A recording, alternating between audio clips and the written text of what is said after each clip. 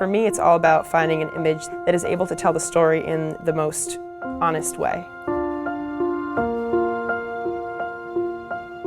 What brought me to Temple to study journalism was the course description for Philadelphia neighborhoods.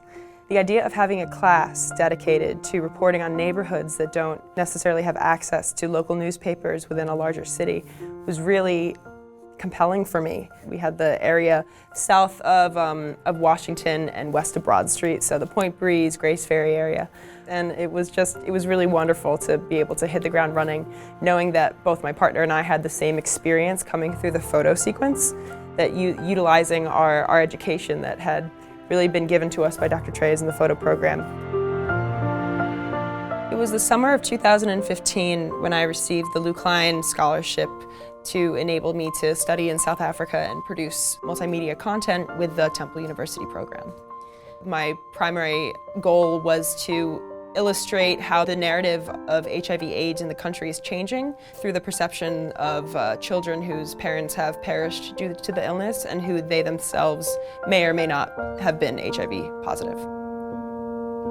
It was a really informative, sobering, important experience that really solidified that I wanted to do international reporting.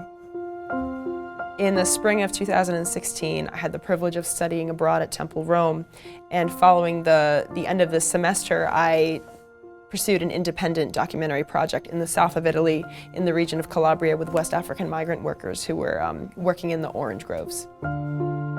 The lack of a government hand in helping these migrants was really obvious. There were large blue tents that say Ministry of Italy on them, and that's it. That's the only help that you get from the Italian government in this case. It was during the rainy season, and it was just hailing at some points, and their tents would just be saturated. How do you sleep in that case? Do you sleep?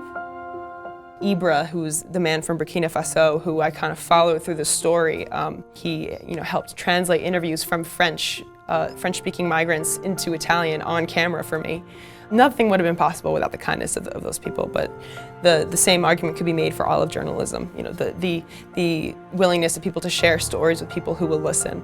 And it's a really interesting time to be a journalist, because you have to cut through the crap to make an impact, to make people care about something. That's my biggest challenge as a journalist, is trying to find a hook to make people care. And if I can hopefully one day make at least one of those photographs and cut through for somebody, then I'll have done my job.